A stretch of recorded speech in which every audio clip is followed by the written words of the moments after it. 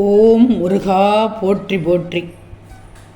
என் அன்பு குழந்தையை, இன்று பௌர்ணமியில் உன்னிடம் ஓர் உண்மையை சொல்வதற்காக உன் திருச்செந்தூர் முருகன் தவித்து கொண்டிருக்கிறேன்.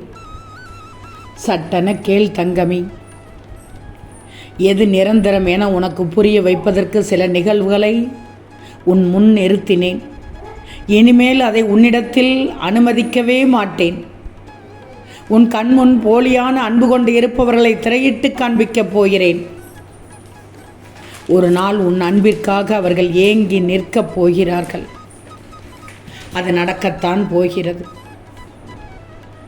உன் வாழ்க்கையில் தொழிலில் சறுக்கல்கள் கஷ்டங்களை சந்தித்து விட்டாய் என்றால் நீ வாழ்க்கையில் வெற்றியடைய தகுதியாகிவிட்டாய் என்றுதான் அர்த்தம். ஆனால் இது தெரியாமல் உன் தொழிலில்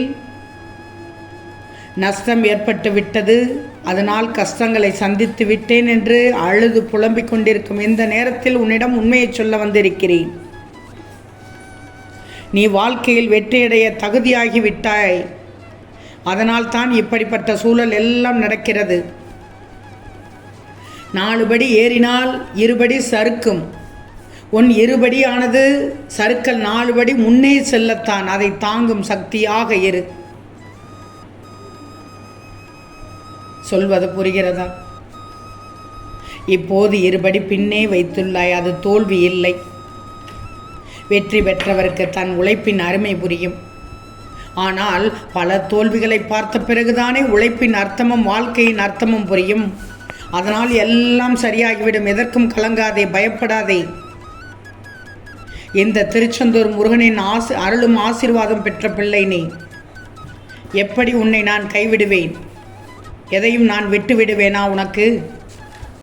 வாழ்க்கையில் நீ பயணிக்கின்ற தூரம் எவ்வளவு என்று பார்க்காதே. களைப்பு வந்துவிடும் அல்லது பெருமிதம் வந்துவிடும். தூரங்களில் நீ எவ்வளவு கற்றுத் தேர்ந்து உள்ளாய் என்பதை கவனிக்கணும்.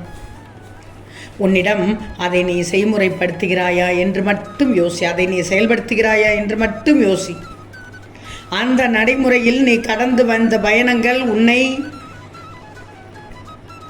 நேர்மறையில் மாற்றியதும் உனக்கு பக்குவத்தை ஏற்படுத்தியது. ஒரு சில விஷயங்களில் உன் எண்ணங்களை வருகாலத்தில் அதே பயின்ற பக்குவத்தில் நீ செயல்படுவாயா என்று உன்னிடம் எப்போது நீயே கேட்டுப்பாரேன். இவற்றில் உனக்கு பதில் கிடைத்தால், சரியான பதில் கிடைத்தால் நீ நிச்சயம் வெற்றி பயணத்தை நோக்கி நகர்கிறாய் என்றுதான் அர்த்தம். உன்னில் இந்த திருச்செந்தூர் முருகன் இருக்கிறேன் என்பதை நம்புகிறாய் தானே? நிச்சயம் உன்னை உயர்த்தி வாழ வைப்பேன்.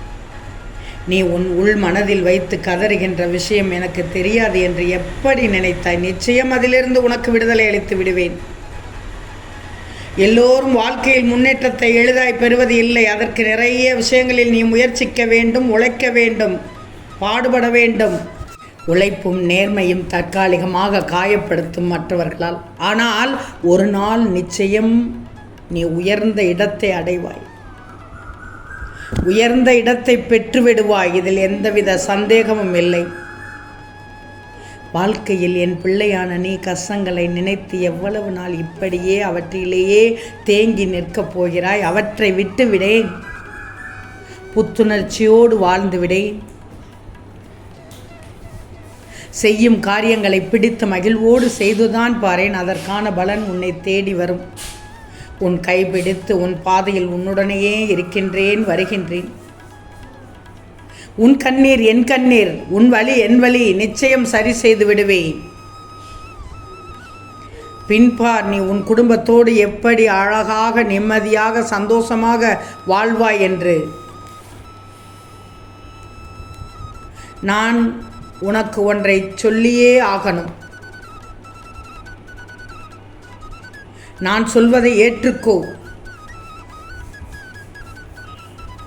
உன் தன்னம்பிக்கையானது நான் கூறிய தாரக மந்திரத்தை நீ கடைப்பிடித்தாலும் ஒருவித அயற்சியோடும் மனக்கவலையோடும் நீ வாழும் வாழ்வில் உயிர்ப்பும் உத்வேகம் இல்லாமல் ஏதோ ஒன்று கடனே என்று ஒரு சிலவற்றை செய்து கொண்டிருக்கிறாய்.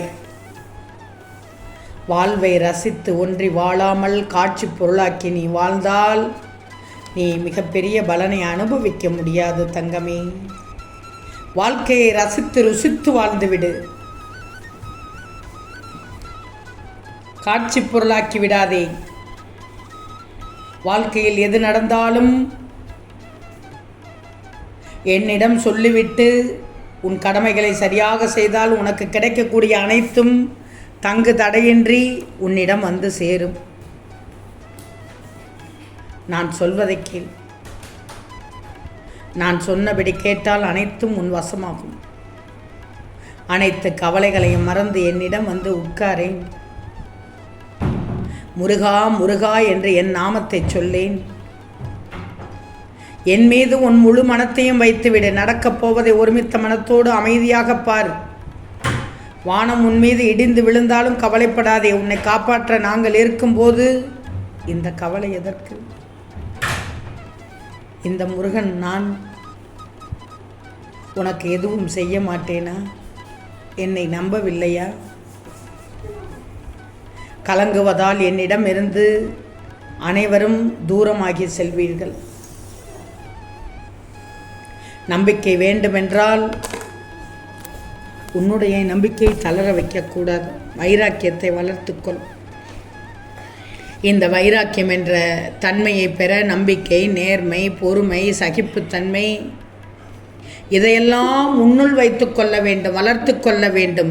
இவற்றையெல்லாம் கடைபிடித்து என்னிடம் முழுமையாக உன்னை ஒப்படைத்தால் நான் எப்போதும் என் பிள்ளைகளுக்கானவற்றை செய்து கொண்டே இருப்பேன். இந்த திருச்செந்தூர் முருகனை நம்பினால் போதும், அனைத்தும் உனக்கானது உன் கையில் கிடைத்து விடும். நீ என்ன நினைக்கிறாயோ அதை நான் கொடுத்து விடுவேன். ஆனால் இந்த முருகனை நீ முழுமையாக நம்பணும். ஒரு மனிதன் வாழ்க்கையை வாழ அவசியமான விஷயங்கள் இருப்பது போல வாழ்க்கையில் சந்திக்க, அதை கடந்து செல்ல, அதை எதிர்கொள்ள உனக்கு அடிப்படையான தேவை என்ன தெரியுமா? அன்பு, நம்பிக்கை, பொறுமை, நேர்மை, விடாமுயற்சி.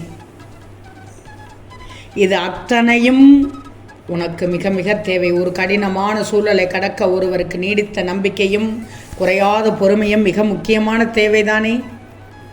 உன் வாழ்க்கையில் உன்னை தலைகீழாக மாற்றும் சூழல் வந்து இருக்கலாம். அது உன்னை நடுங்க வைத்து உன்னை பாடாய்படுத்தி இருக்கலாம். ஆனால் முயற்சி செய்து மீண்டு வருவேன் என்ற நம்பிக்கையை இழக்காமல் பொறுமையோடு அந்த சூழல் நிரந்தரமானது அல்ல என்று உன் நேர்மனத்தில், நேர்மறை எண்ணத்தில் எதிர்கொள்ளணும். அப்படி ஒருவர் நம்பிக்கை இழந்து நிர்கதியாக இருக்கும் சூழலில் என்னை நோக்கச் செய்கின்றது. நம்பிக்கை என் வார்த்தைகளால் நான் கொடுக்கிறேன். அதை உன் மனதில் பதிய, உன் மனம் ஆனந்தமடைய சின்ன சின்ன நிகழ்வுகளை நடத்தி நம்பிக்கையை ஊர்ஜிதப்படுத்தி அதிகமாக்குவேன். கவலையே படாதே, கவலையே படாதே. நிச்சயம் உனக்கானது நல்லது அனைத்தும் நடந்துவிடும் என்று பௌர்ணமியில்.